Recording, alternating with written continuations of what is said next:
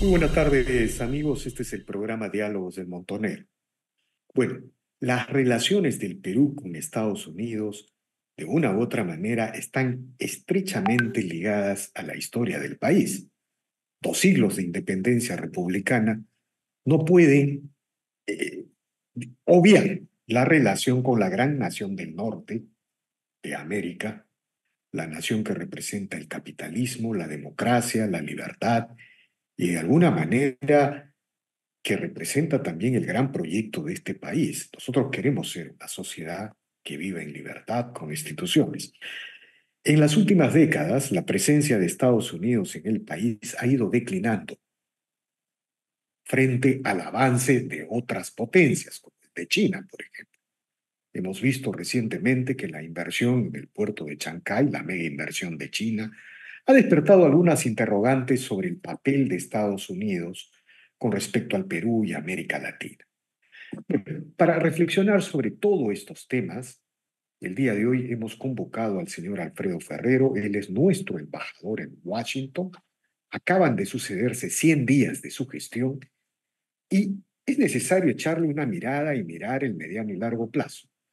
Por eso decimos buenas tardes, señor Alfredo Ferrero. Gracias por la conversación. Buenas tardes, gracias al Montonero por la entrevista. Encantado de estar con ustedes desde Washington. Gracias, señor Ferrero. De igual manera, mire, se han sucedido 100 días de su gestión. La pregunta, ¿cuál sería el balance en términos generales? ¿Cómo encontró usted y qué cosas se han conseguido? ¿Cómo están las cosas? Bueno, gracias por la invitación. El día de hoy yo creo que, como bien lo has mencionado, acabo de cumplir 100 días, que son en realidad 3 meses y un poquito más, y han sido meses muy, muy intensos, ¿no? He tenido el privilegio de tener una agenda, digo el privilegio porque creo que es lo que compete, una agenda bastante congestionada de reuniones a todo nivel. Y creo que lo que trato de hacer como embajador del Perú es tratar de revitalizar una relación que es una relación muy importante para nuestro país. Y a mi tarea como ex ministro de Comercio Exterior y actual embajador es provocar, ¿no es cierto?, una nueva ola de inversión americana hacia el Perú, aprovechando la coyuntura actual. Ciertamente, eso pasa por empezar a vender a nuestro país nuevamente en un año electoral, porque es un año electoral para Estados Unidos, pero haciendo énfasis en nuestras fortalezas, en nuestros sectores cumbres y también haciendo énfasis en una relación que tiene 200 años de existencia a nivel diplomático en el 2026. Además, coincidentemente o paradójicamente, yo fui en su momento el ministro de Comercio Exterior del Perú cuando firmamos y negociamos el tratado con Estados Unidos en el año 2005-2006 y este año, por coincidencia, se cumplen los 15 años de vigencia de ese acuerdo comercial. La vida es así, te pone circunstancias que uno no sospechaba y me ha tocado estar aquí en Washington justamente para hacer ese aniversario y aprovechar para reunirme con congresistas americanos y con el Ejecutivo para recordarles que este acuerdo virtuoso es una señal muy importante en nuestra relación bilateral. Ahora, me gustaría preguntarle de estos primeros 100 días de reuniones, de diálogos, su impresión con respecto a, como se dice, a la élite estadounidense con respecto a América Latina y al Perú. Uno siente que en las últimas décadas el Perú y América Latina han pasado a ser parte de la, no voy a decir del último lugar en la agenda, pero no parte prioritaria de la agenda de los Estados Unidos. Las cosas en Estados Unidos están focalizadas más en Europa, en lo que fue Europa del Este, en el Medio Oriente, en fin. ¿Cuál es la situación? ¿Cómo percibe usted la relación la visión estadounidense con respecto al Perú y América Latina? Yo creo que el Perú y América Latina es un continente y un país que está geográficamente vinculado a Estados Unidos, somos parte del mismo continente, pero en cuanto a la temática política, económica, ciertamente no somos prioritarios. Y la tarea de un embajador es justamente en esa claridad del escenario, buscar de colocarnos en esa agenda americana que tiene múltiples problemas como primera potencia mundial, seamos realistas, ¿no? El tema de las guerras en Europa, el tema del conflicto de Israel con Hamas, el tema de China, el tema de los temas con la relación europea, con Japón, con Corea del Norte.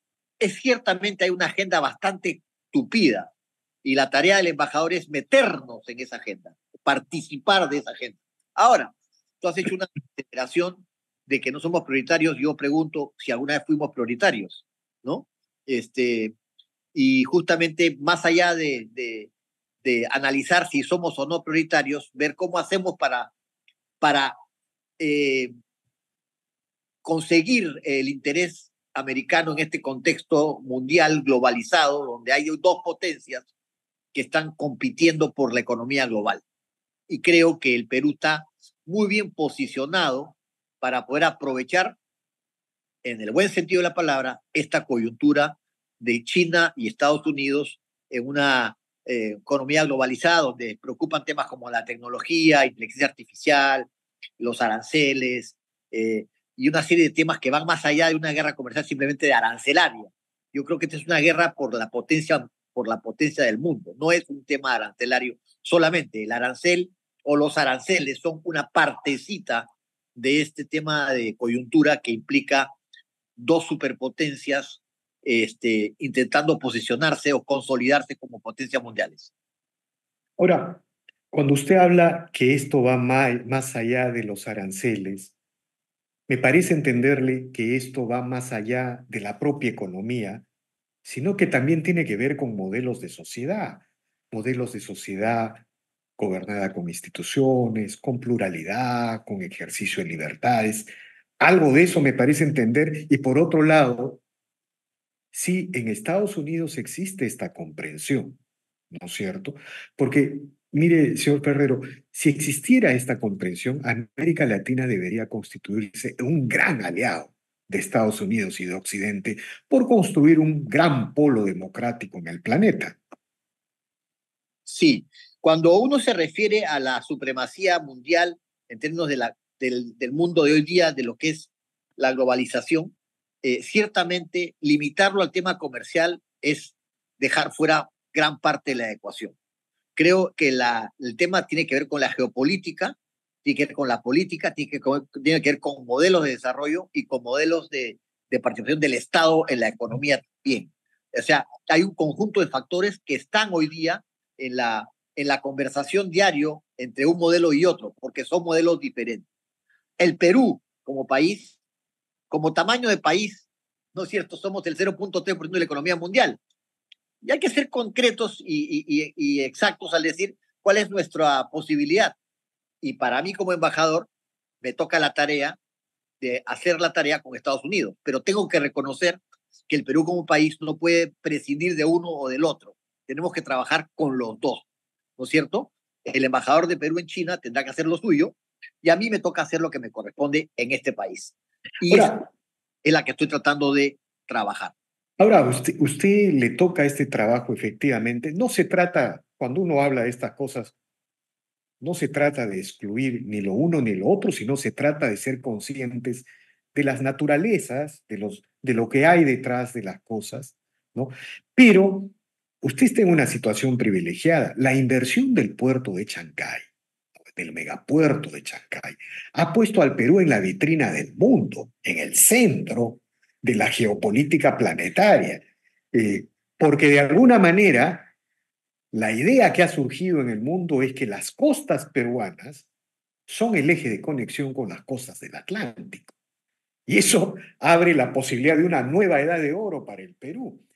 Creo que, de alguna manera, la respuesta de la idea de un aeropuerto, de un puerto espacial en Sechura por la NASA y Estados Sí. Unidos, es parte de eso. ¿Cómo ve el panorama en este contexto, señor A Perret? ver, yo voy a repetir acá porque no es secreto y alguna vez lo he hecho una entrevista y aprovecho también para hacerlo ahora.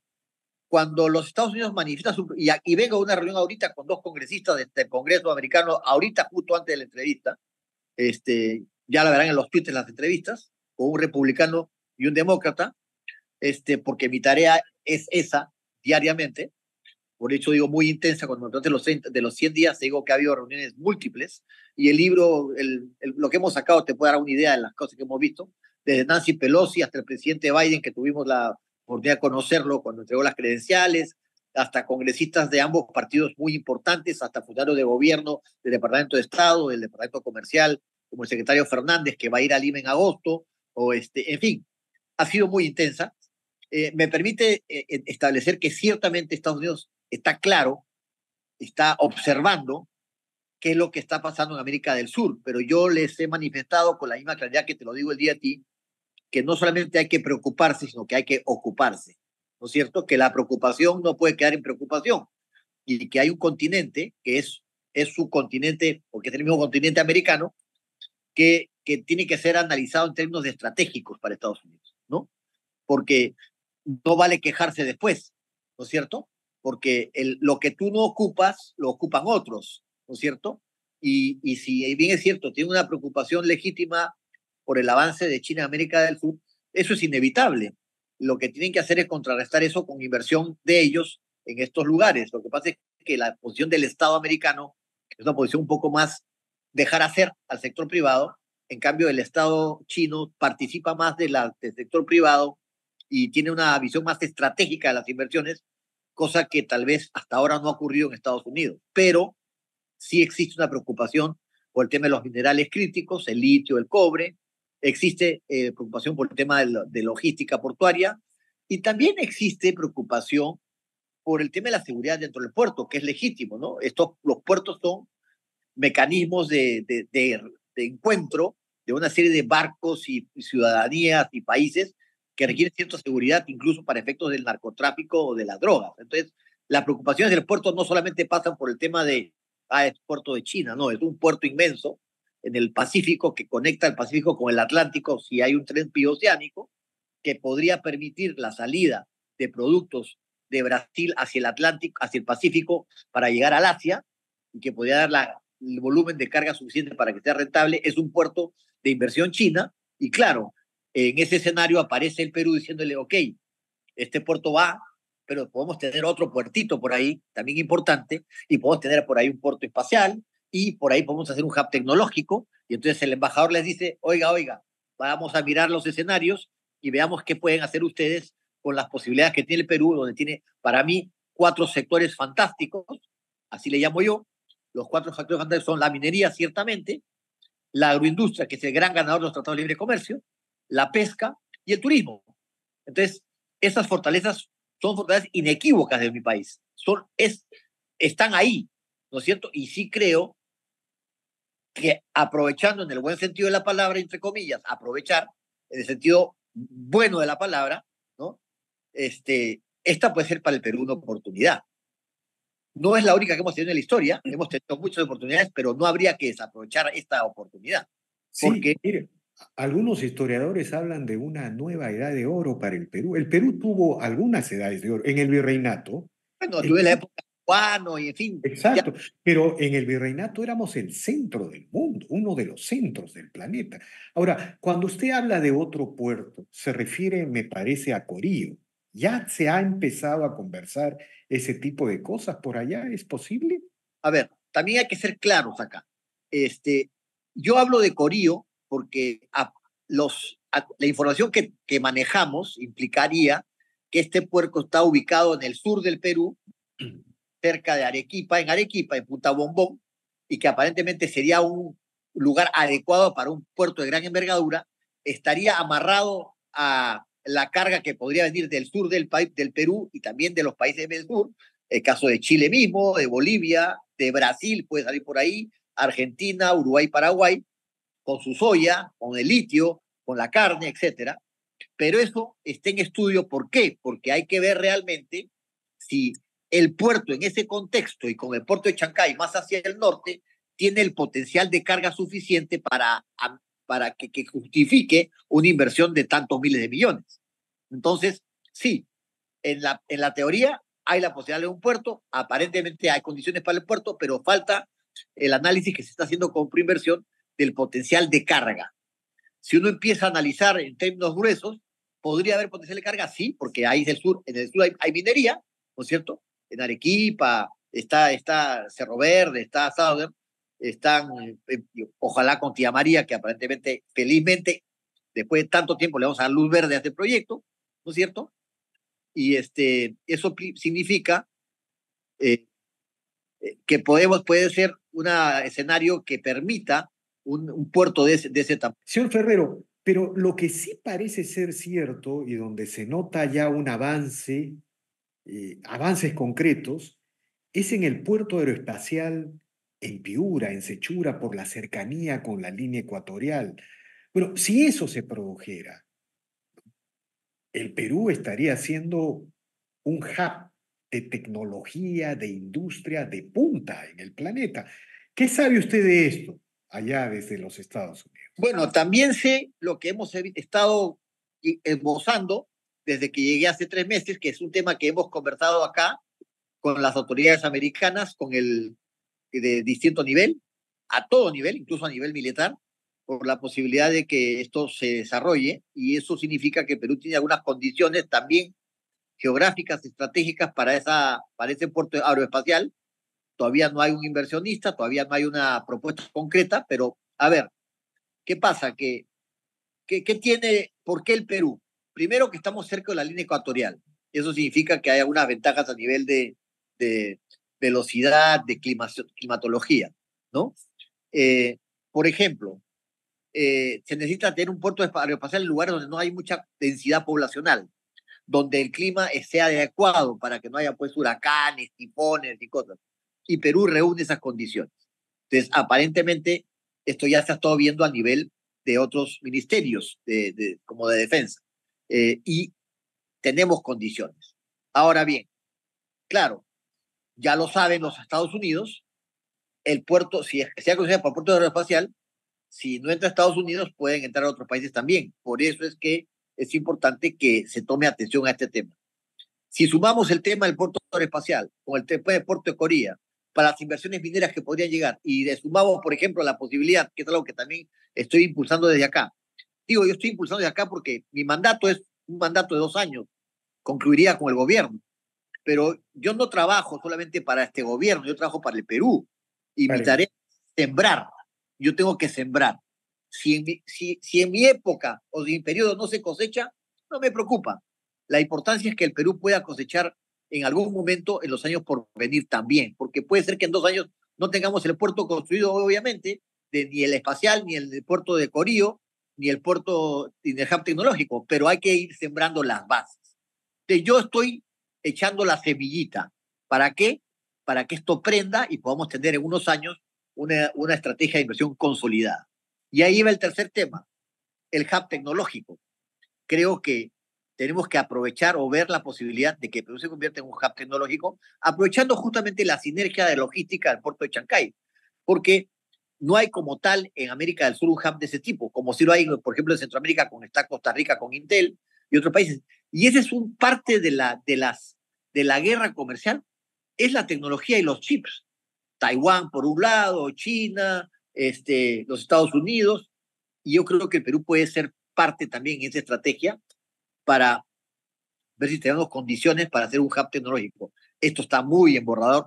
Podríamos decir que ha sido una idea que ha salido de acá, pero dije, ¿por qué no hacemos un hub tecnológico? Entonces, recién estamos hablando de esa posibilidad, pero como tú verás, estoy tratando de mover el avispero para ver a dónde pican las avispas. Bueno, es que así se construyen las grandes obras de los países en la historia, ¿no? De borradores de ideas. Primero es una idea la que empieza a mover el mundo, ¿no? En ese sentido, tal como usted describe, su labor es encomiable, señor Ferrero. Merece subrayarse, merece reconocerse. Ahora, quería preguntarle por el tema de la seguridad, el tema del eje de la lucha antidrogas, que es muy sensible para Estados Unidos.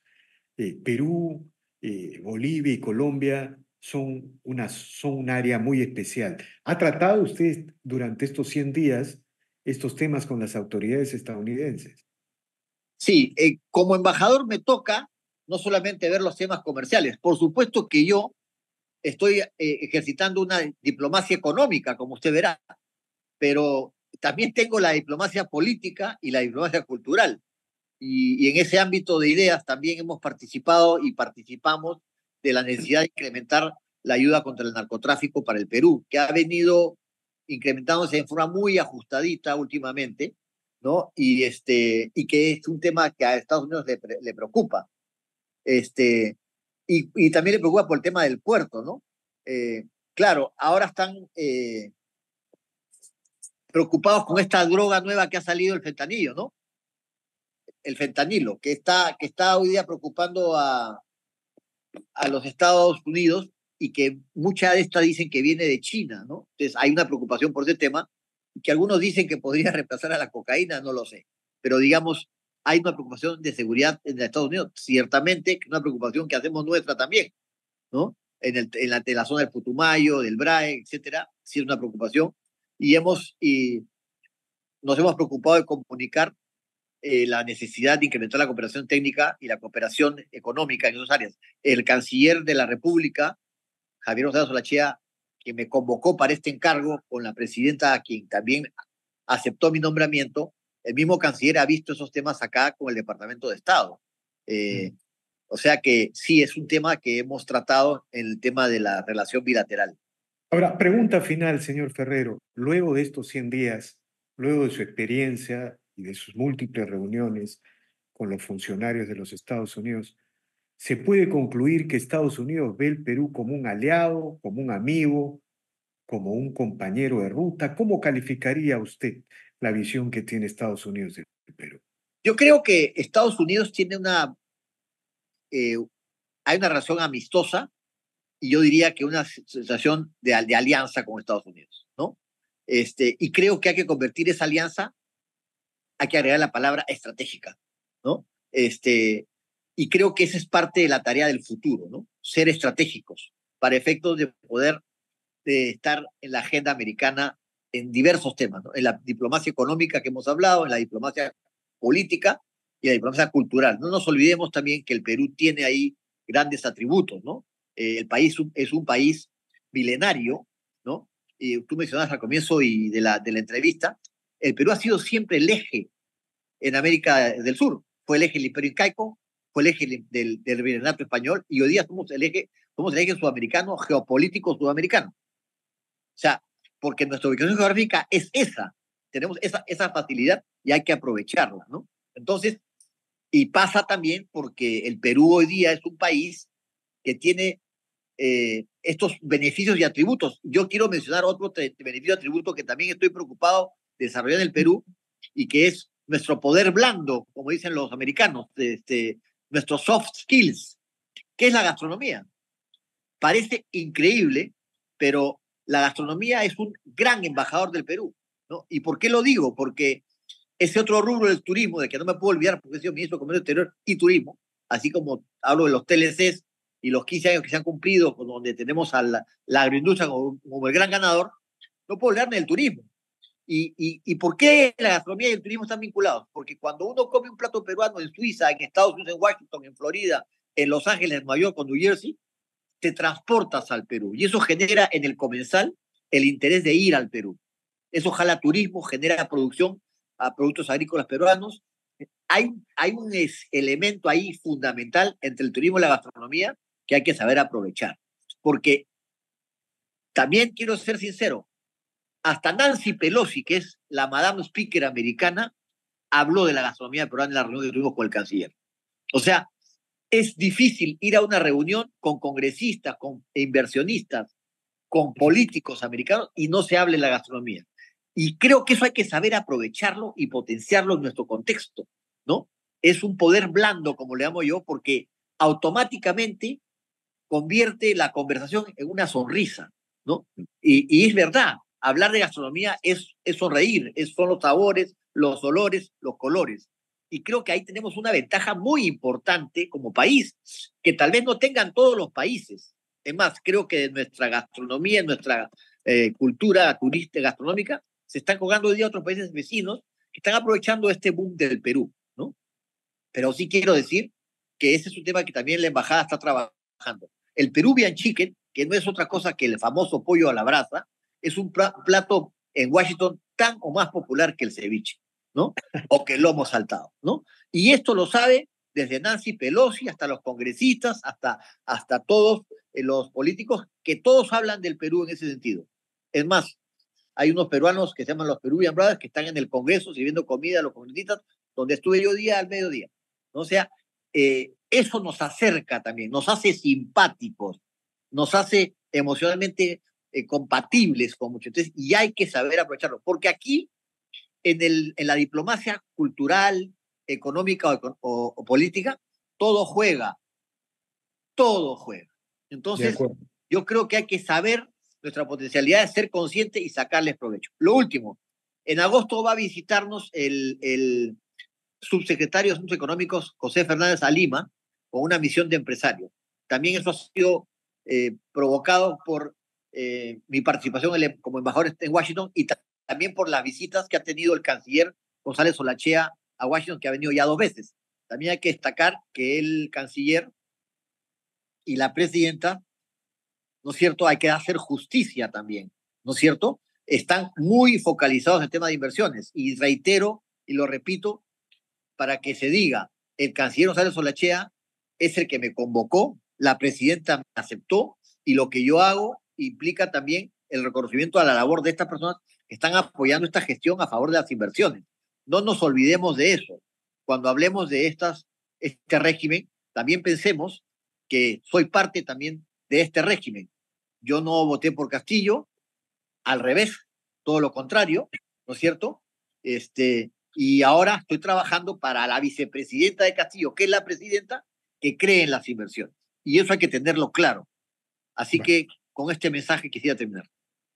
de acuerdo, señor Ferrero, le agradezco infinitamente por estas declaraciones, felicitaciones por el trabajo y suerte en los proyectos y seguramente tendremos que seguir conversando con más frecuencia porque construir esa relación es estratégica para el futuro del Perú. Muchas gracias. Muchas gracias y esta la relación.